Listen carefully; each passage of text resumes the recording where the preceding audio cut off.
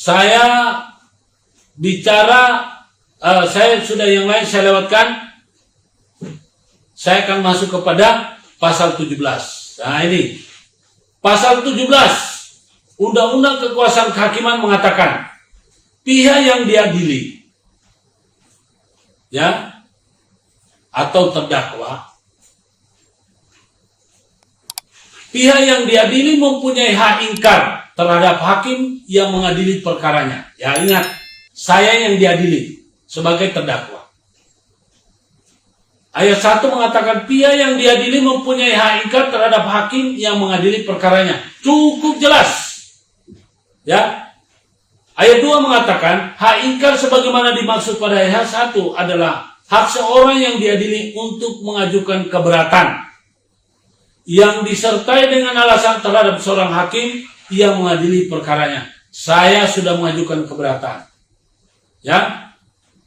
Kemudian ayat 3, seorang hakim wajib mengundurkan diri dari persidangan apabila terikat hubungan keluarga, saudara, atau semeda sampai sederajat ketiga, atau hubungan suami istri meskipun telah cerai dengan ketua, salah seorang hakim anggota, jaksa, advokat. Nah ini pasal 3 dan 4 saya tidak terlalu persoalkan. Ya.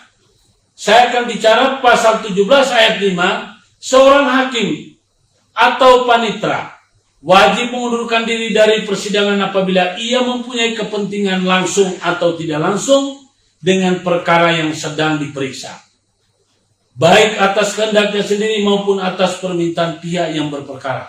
Jadi sudah jelas, karena pelapornya ketua pengadilan, maka hakim-hakim di bawah daripada pengadilan tersebut memiliki kepentingan langsung atau tidak langsung dengan perkara yang sedang diperkarakan. Jadi tidak ada cerita itu.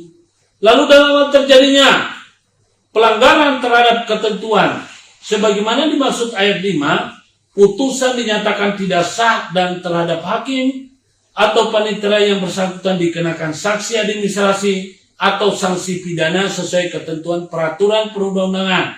Pertanyaan saya terhadap para pembuat aturan ini, pidana apa? Ya, tolong yang jelas, jangan membuat aturan yang sumir. Kalau dia dipidana, pidana pasal apa? Apakah saya bisa masukkan Undang-Undang Nomor 28 tahun 1999? Nah, sekarang kembali harus jelas. Ya.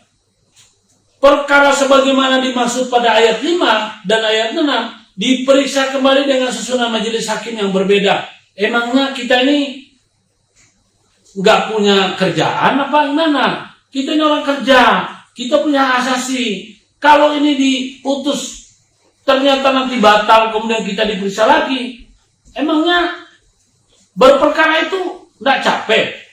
Ya, makanya kami memutuskan untuk out of court. Jadi sekali lagi, rekan sejawat, aktivis penggiat hukum pejuang kebenaran, saya menyampaikan fakta bahwa sebetulnya kita ini hukumnya tidak masalah. Undang-undang semua bagus. Tetapi para penegak hukum kita tidak bekerja sesuai dengan ilmu, sesuai dengan hukum yang berlaku, sesuai dengan tulisan, tetapi mereka bekerja sesuai dengan kesewenang-wenangan. Dari seragam yang mereka punya, mereka melakukan intimidasi. Jadi saya pikir gak usah terlalu ribet membicarakan undang-undangnya. Yang perlu dilakukan ketika ada masyarakat yang protes. Kita ini kan semua sudah ada undang-undang. Coba lihat, ada KUHP.